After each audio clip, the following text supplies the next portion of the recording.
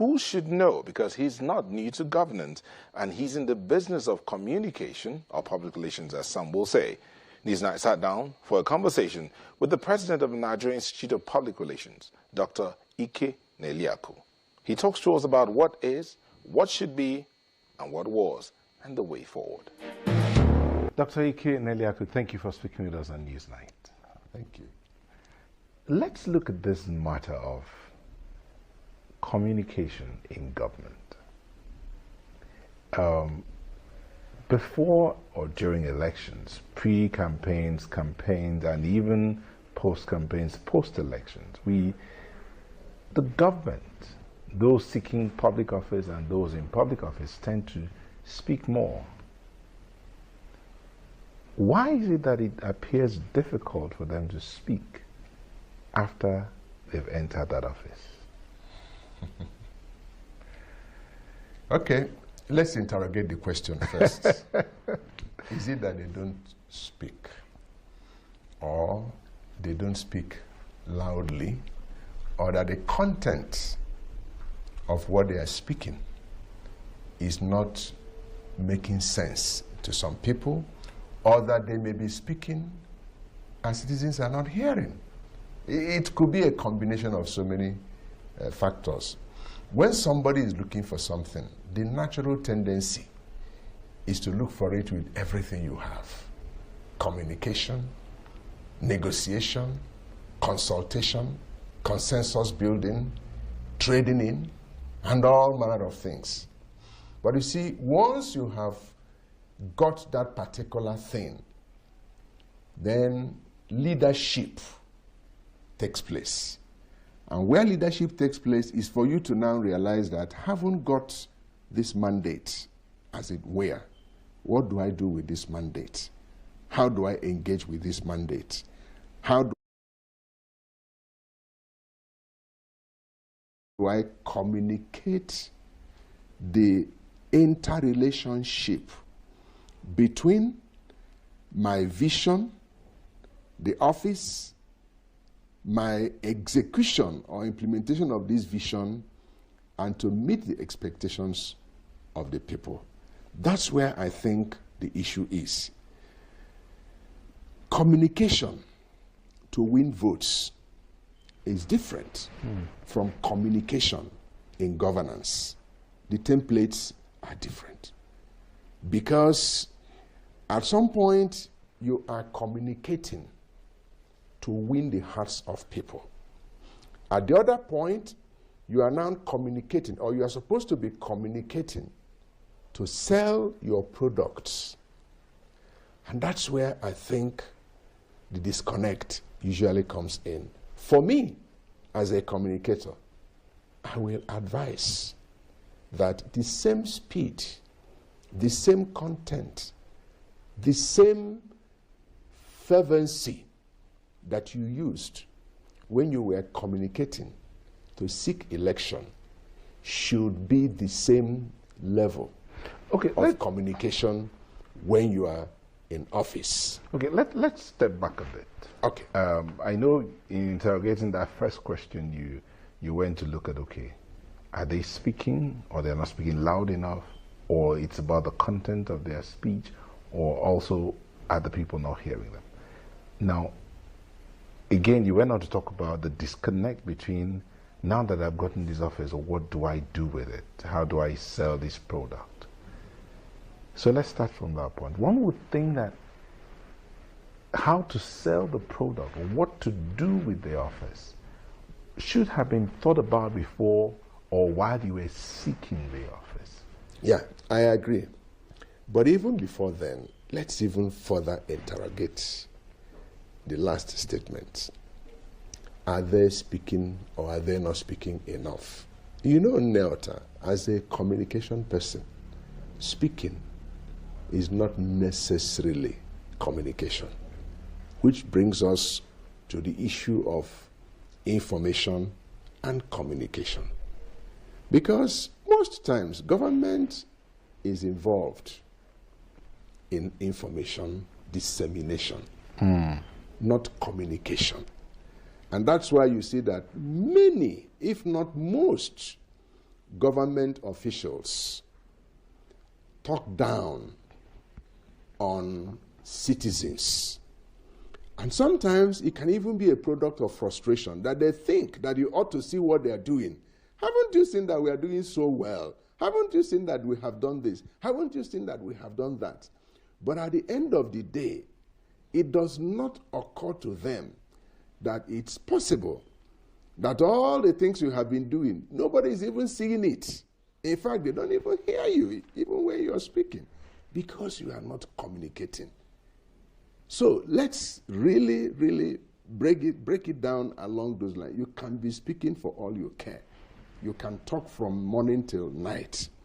If you are not communicating, nobody will take you seriously. You know, when you are speaking to people and you are not using the right language, using the right channel, using the right timing, understanding the operating environment within which you are speaking or you are communicating, conscious of the audience you are dealing with, the language that has to be used, the drama that has to be engaged, the body language, because communication is an art as well as a science.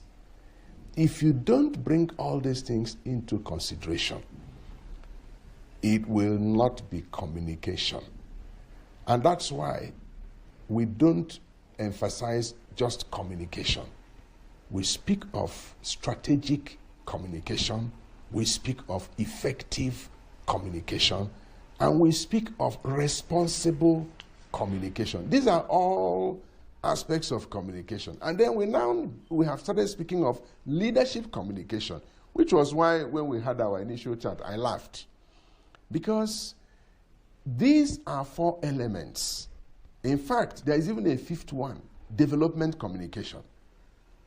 So if your communication is not strategic, if it is not effective, if it is not developmental, if it is not responsible, if it does not communicate leadership, you will just discover that you are talking, you are speaking, you are actually making noise, and you are not carrying the audience along. So in this case here now, the situation of Nigeria as we speak, we know the atmosphere right now.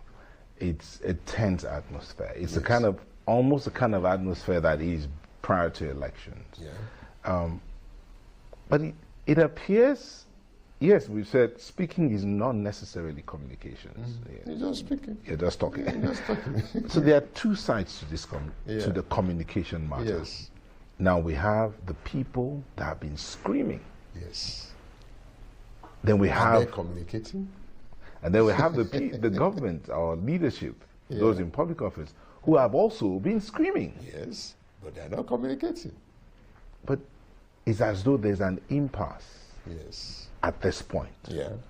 Who will bail the cat? Or how should the cat be bailed? Okay. The communicators have to arise. The communicators have to arise. This is the time. Because, I mean, let's face it. The issues that the citizens are raising are fundamental issues based on how they feel. Neota. I listened to your TV yesterday, and one of my colleagues who was on air said, you cannot postpone hunger. You cannot reschedule hunger.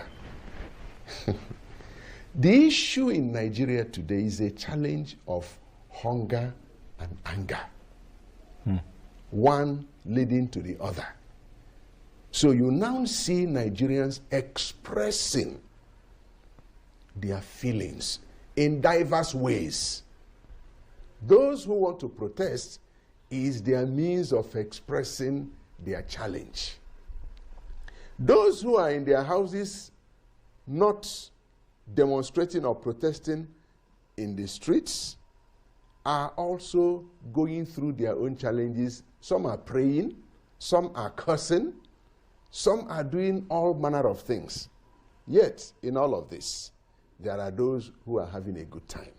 Because even in the challenge of the circumstance, there are beneficiaries. And they are smiling. And they are looking good. That's on one part.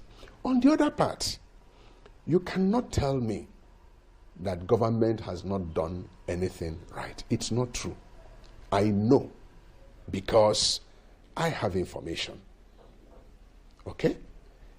This government has done a few things. Previous government, previous government, previous government, this issue we are facing today did not start today. It's a product of over 3 decades, if not 4, when the rains began to beat us. Some people were talking, some were speaking, some were communicating, drawing attention to the danger. Look at even the issue of food crisis. Last year, a gentleman was on social media educating Nigerians that we are going to face food crisis from July to October, for that it will be worse. And he gave statistics. He analyzed it very well, and it was very clear that we were going to. What did we do as a people? Don't we have Ministry of Agriculture? What did they do with such information? They didn't. I'm sure they didn't even get it. Okay? The people are responding. It's a response. And in communication, you respond in many ways. The people are responding to the challenges that they are facing based on government policies and actions. Government on its own part has been doing quite a bit. But the issue is that the communication may not have been hitting the right targets. And therefore people may not know what is going on. Again, I take it from another angle. Why would government be communicating and they are not hearing?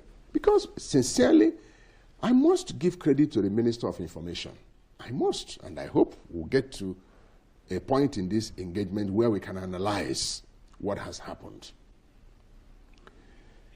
There is nothing anybody expects to be said that has not been said in the last 3 months.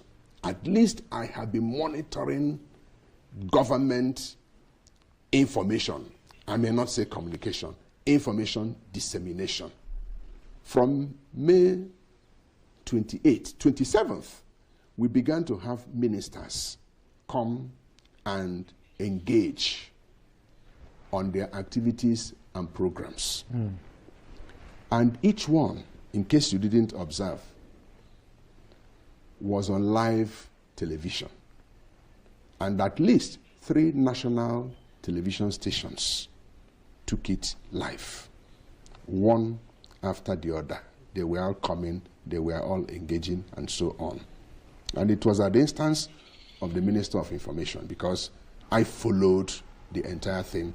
I monitored from the perspective of a communicator to see what was going on.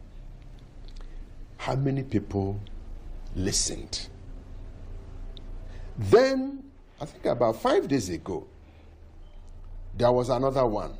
About 5 days ago, I think on Wednesday, yes, on Wednesday, there was another one of, I think about 4 ministers. I'm just giving you specific examples. 4 ministers came, they took time to reel out what they are doing, and so on and so forth. So the issue for me is why are they informing?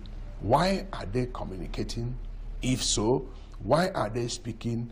And why are the citizens, number 1, either not hearing, number 2, hearing and pretending not to be hearing, number 3, hearing and not believing what they are hearing. Number 4, hearing and not just disposed to the information being communicated to them. Because, 1, there is an avalanche of I'm trying to get the right word. There is an avalanche of anger in the land. So, even when you are speaking, the tendency is that you are not hearing. People are not hearing you.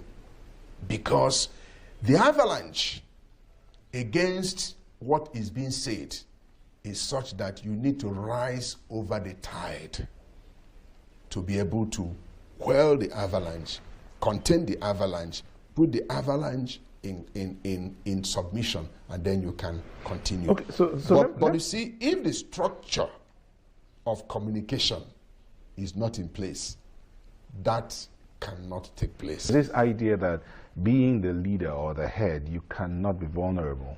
We discovered that leaders rise and fall on effective communication, not strategic communication, effective communication. Because you can be very strategic without being effective, but you cannot be effective without being strategic. So we discovered that leaders who don't understand the concept of communication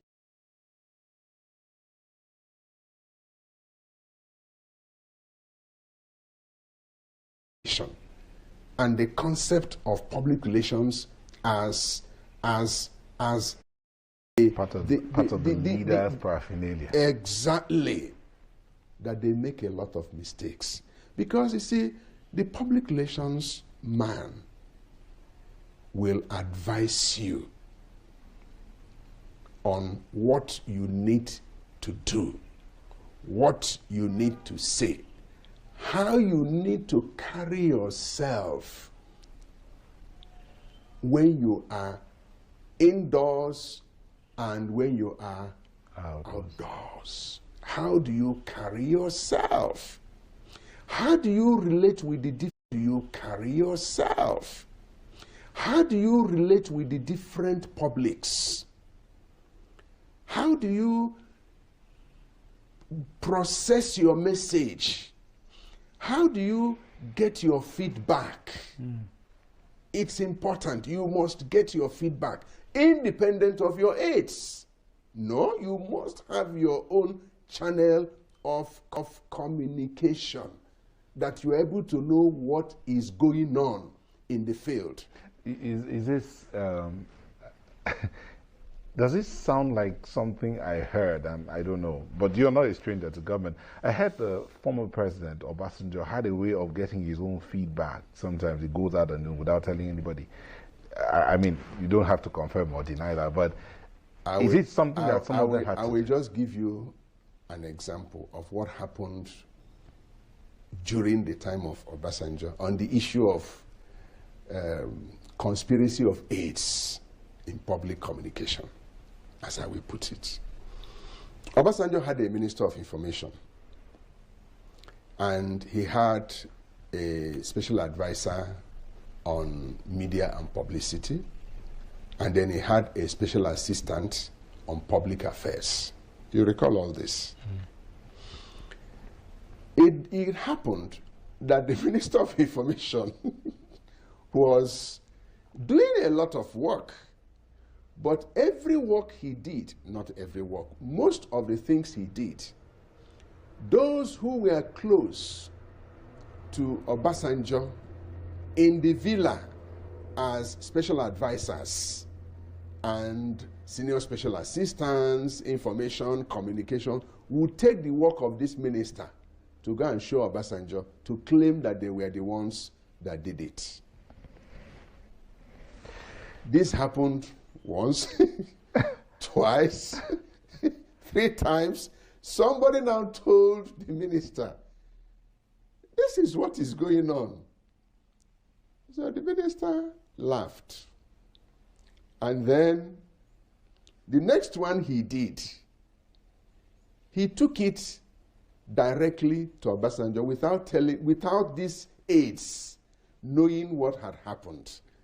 He just found a way and reached and said, this is what we are doing, this is what we've done in the past, and so on and so forth, and finished briefing the president, and they left.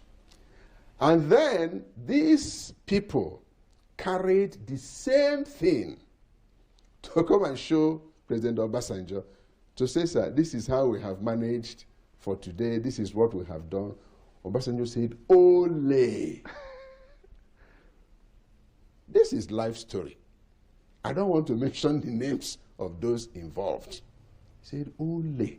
All along you have been stealing the work of the Minister of Information to come here to tell me that you are the one doing it. So he now brought the one that the minister had given him earlier before those ones can say, this is it. Is this not the same thing that you showed me? Ole! Ole!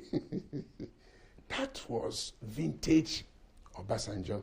He had his own way. When Obasanjo inaugurated his special advisors in 2003, yes, after his re-election, he said, I have appointed you as special advisors.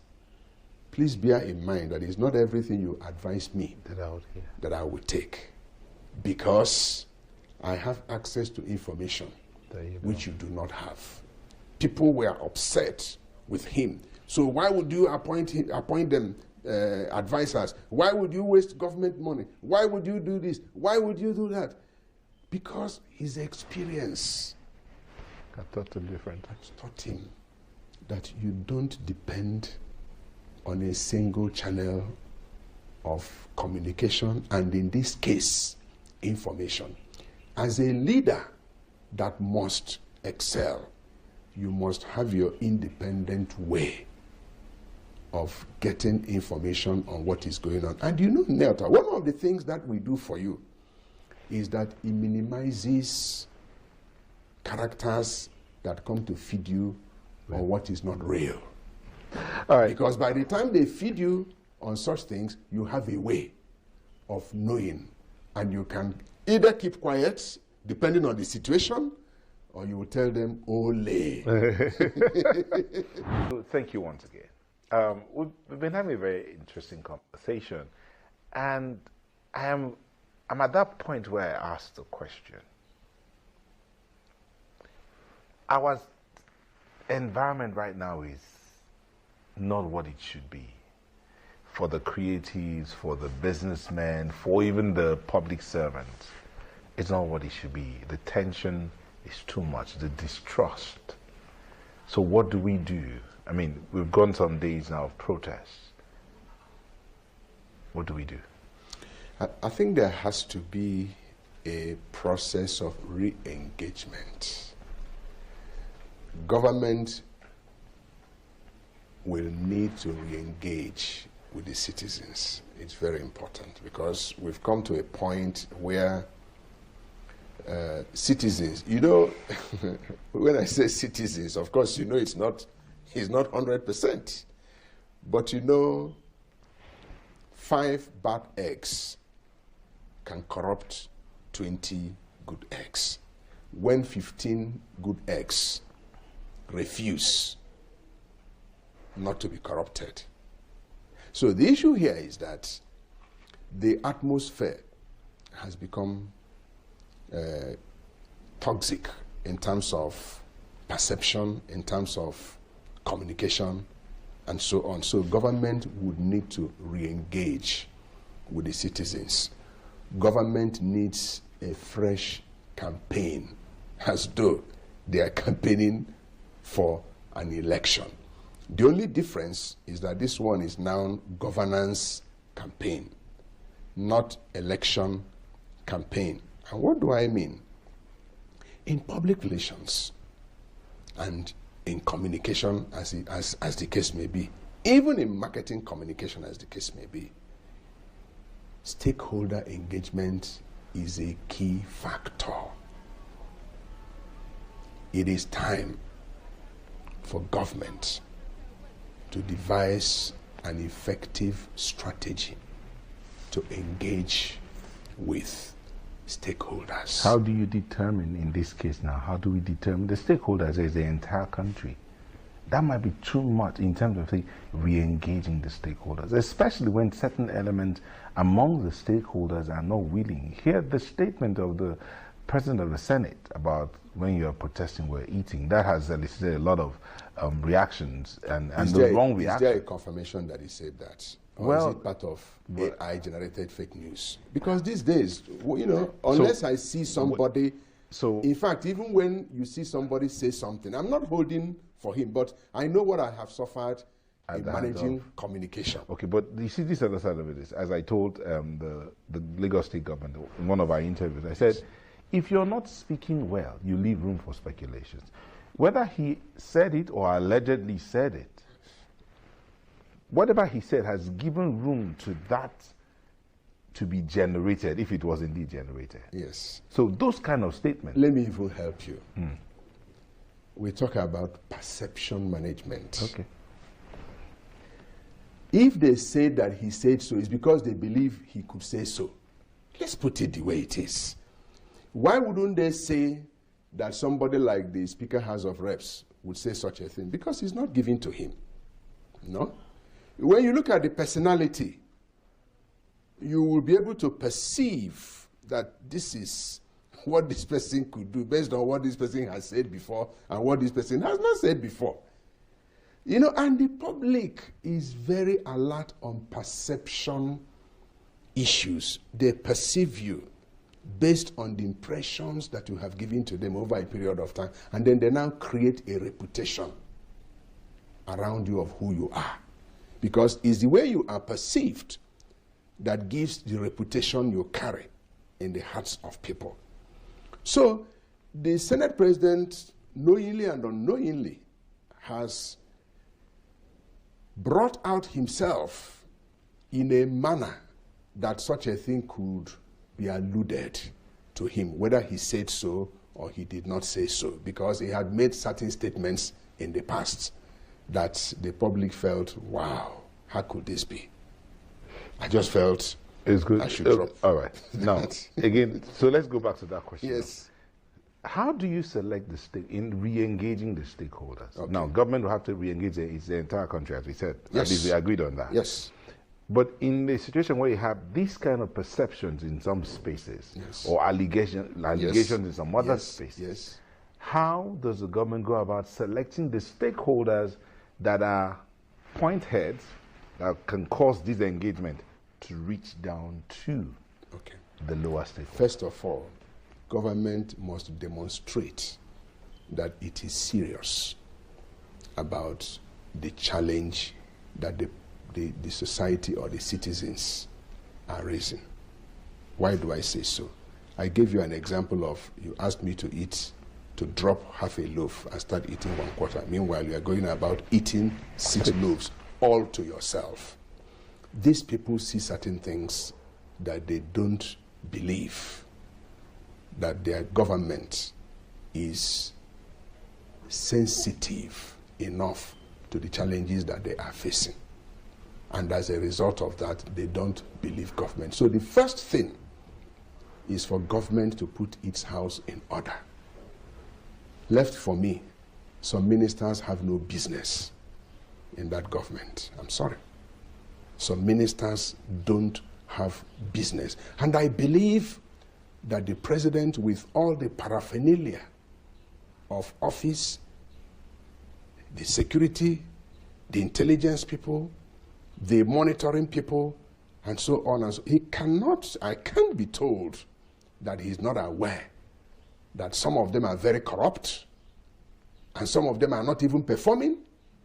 I mean, how can you be a minister in 1 year and people don't even know your name? And I'm telling you this because we did a reputation perception. People, can you tell me the minister of this? They will pick their Google, they will pick their device and start searching, who is the minister of this? No. It means that Either the ministers are not doing their work, or they are not visible, or they are not believable. That's number one. Number two, the entire gamut of governance, executive, legislature, and even the judiciary is perceived to be steeped in corruption. Government must address the issue of corruption so that when people are being told, tighten your belt, they know what they are tightening their belt for. That's number one. Number two, I can tell you this, Nelta. Nigerians are one of the best people to lead if you are honest with them, if you are genuine with them, and they trust you. That does not mean that they are not complex. They are very complex, but you see, their complexity dissolves on the atmosphere of trust and sacrifice. Once they see that you are sacrificing for them, once they see that you are working for them, once they see that you are laboring for them, they believe you. I was elected. I wasn't appointed president of NIPR. I was elected.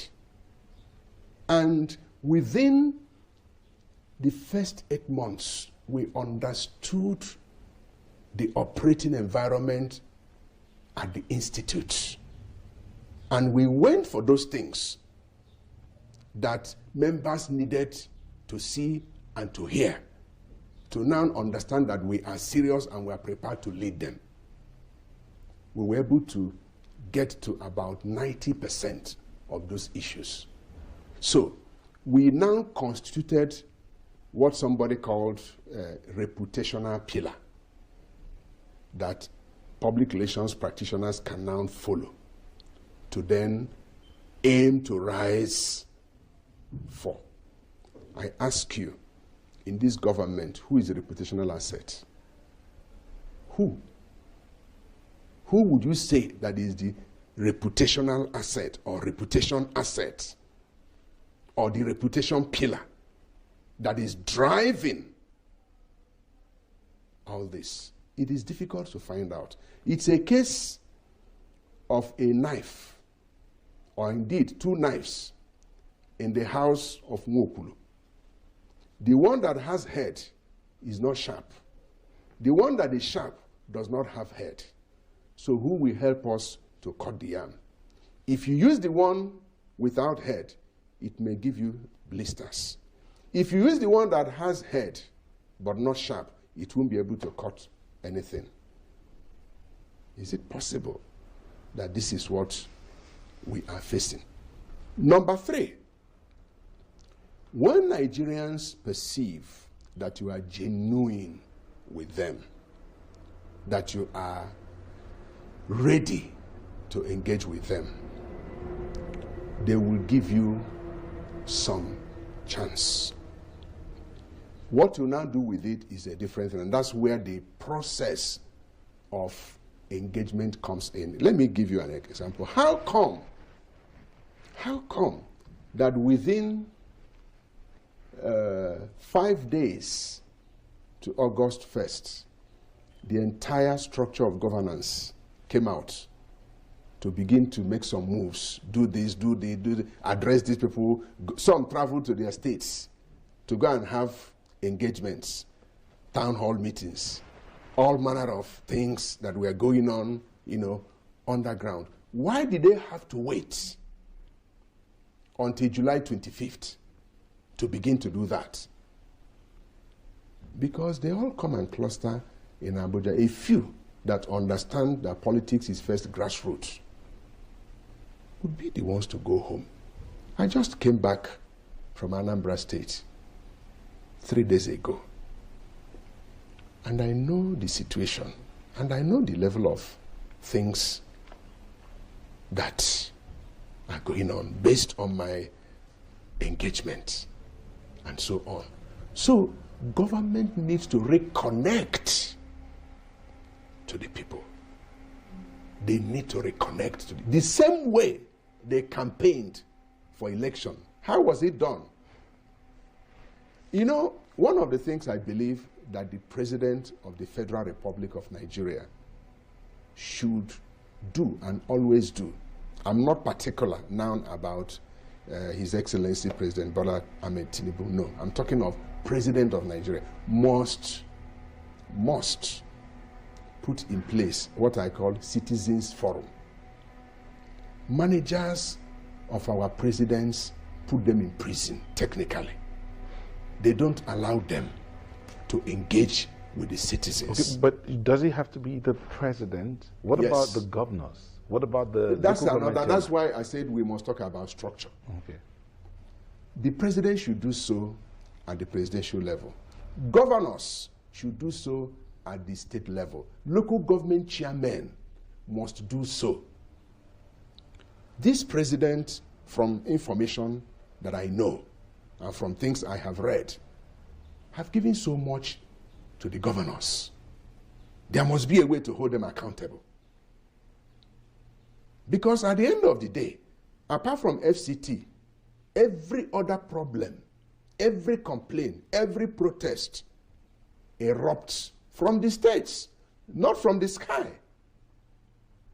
So if a governor who is governing a state has not been able to demonstrate leadership in a manner that the people would understand with him and see that these ones cares for us, sometimes we say that a man is the God that we see. The governor is the God or the president that citizens see in the state.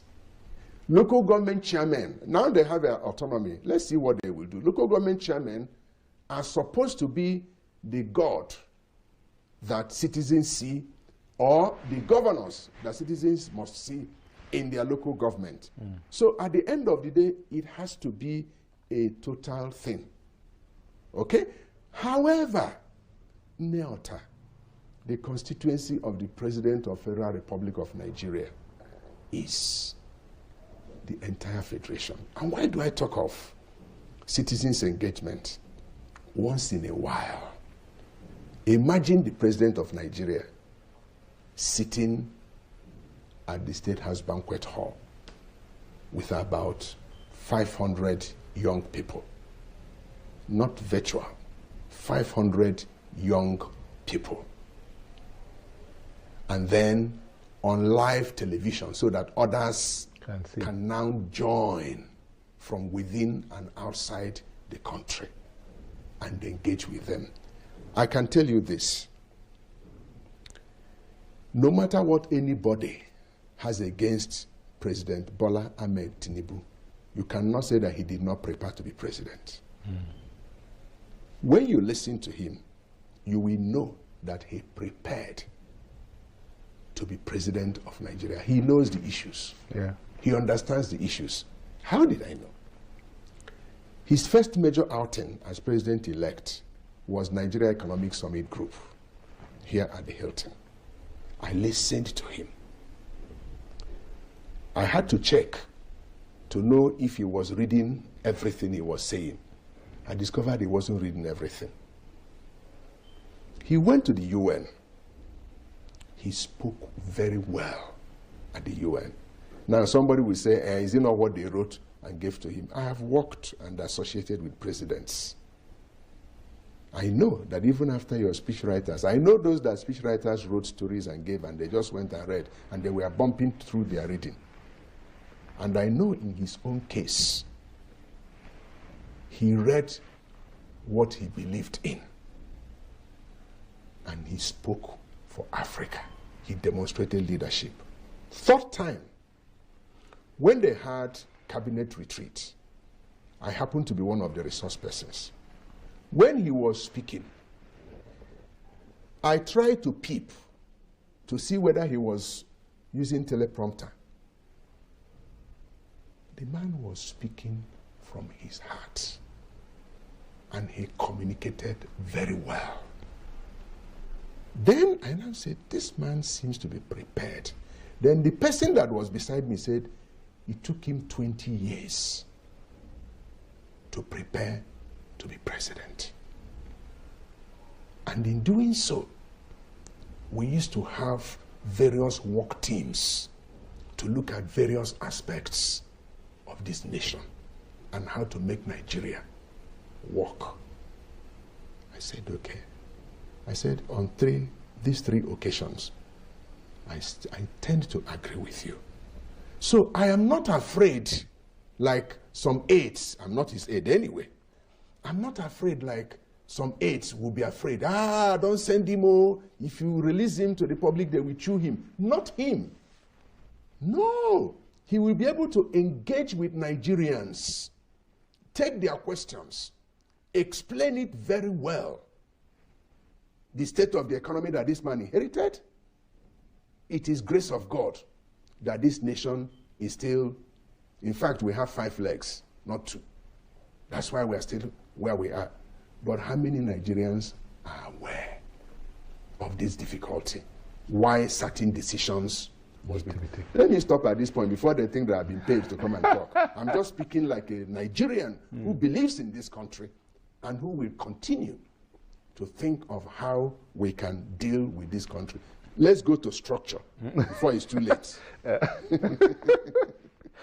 Okay, I think you actually started on the structure thing when you talked about the engagement, how from the local government level. Now, again, that local government thing, a lot of people, my colleague Aya will tell you that Nigeria's biggest problem is the dysfunctional nature or status of the local government.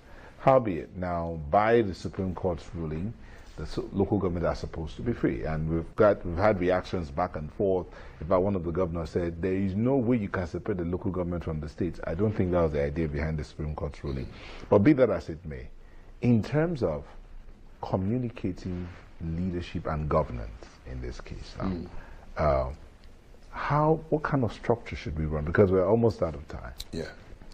Well, I think that it should still be a central or quasi-central communication system.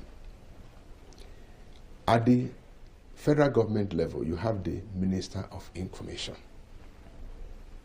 who really, I believe, should actually not just be Minister of Information. That ministry should be redesignated Minister of Communication. Yes, because that is the professional title that it should be. I don't want to say Minister of Information and Public Relations, because that is the current cadre we now have in the public service.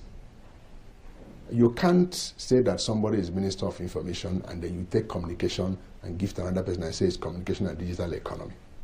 You can have Ministry of Digital Economy, let it be, but have Minister of Communication. Because when the structure is not correct, it affects the output. That's number one. Number two, we have resident information officers in most MDAs. It is time to strengthen those people, give them capacity to be able to collate everything that is going on in all ministries, departments, and agencies. In our own case, ministries and parastatals. Basically, that's what it is. And then you now have, like in the computer, you call CPU, Central Processing Unit, where this communication is processed. And there should be either a weekly or a monthly engagement with the people. Create a program that the people will always look forward to. We want to know what government is doing. Our government today.